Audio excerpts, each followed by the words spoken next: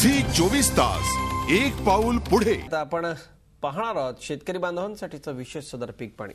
Yashoda hybrid seeds company शेतकरी बांधवांना उत्तम प्रतीचं बियाणं द्यायला कटिबद्ध आहेत। आज आपण यशोदाच्या मार्गो बीटी हेवाण वापरणाऱ्या प्रगतिशील शेतकऱ्यांचं मनोगत पाहणार आहोत।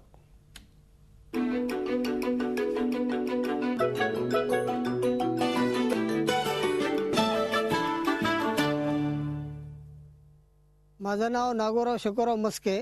ही आज तर एवढं मन भरून या व्हेरायटीवर बसायलंय, कारण दुसऱ्या व्हेरायटी सर्व लाल झाल्यात। आणि या व्हेरायटीचा आणि त्या व्हेरायटीचा म्हणजे असा दुसरा काहीच फरक नाही। खत औषध हे सगळं बरोबर त्याच्या बरोबरच आहे, पण याच्यावर बिलकुल असं कोणताच आतापर्यंत रोग नाही। आम्ही लोकांना हे सांगू की बा आम्ही अनुभवात आलेलो आहोत आणि तुम्ही ही व्हेरायटी जरूर लावा, कारण एक तर खर्चामध्ये कमी पडते आणि उत्पन्न बरंच वाढते। आम्ही हेच सांगू शकतो की बा याचं बोंड असं आहे, चांगलं मोठं आहे, 5 पाकळ्या आहेत, भरपूर फांदे, भरपूर फांदे आहेत, त्याला आणखी सुद्धा पीक लागण्याची शक्यता आहे। याच्यात एकच सांगू की हे वजनदार भरते कापूस आणि दुसऱ्या व्हेरायटीचा थोडा हलका भरते आणि याच्यात उत्पन्नाची अशी हमी आहे।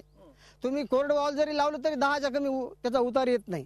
इतर व्हेरायटीचं एकच सांगू शकू की बा दुसऱ्या व्हेरायटीला एकदम लालपणा आला, पानं गळालेत आणि या व्हेरायटीचा आणखी एक पान सुद्धा गळालेलं नाही, हिरवा रस कापूस आहे। नमस्कार, गणेशराव ढोंडबाराव मस्के। सगळ्यापेक्षा चांगला कापूस आहे, वाढते जास्ती, पुन्हा लाल्या कमी येते, पीक जास्ती लागते, पाण्याचं ताण कमी चालते, अरे पुन्हा झाड खराब होत नाही पाणी जास्ती असला तरी बी। अंदाजे तरी 40-45 क्विंटल होते। नमस्कार, मी गिराडीतील शेतकरी आहे। अनिल माणिकराव गौरकर। जवळजवळ 70-80 बोंडांची संख्या झालेली आहे।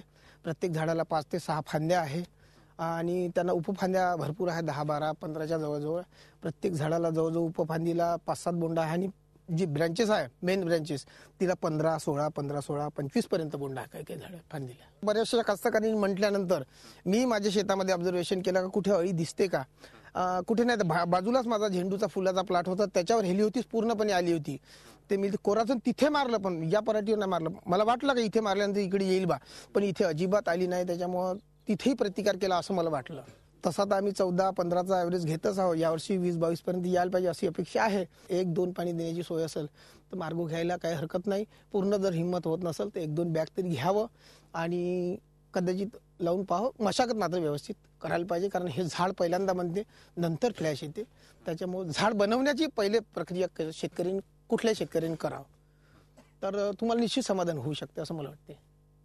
झी 24 तास एक पाऊल पुढे।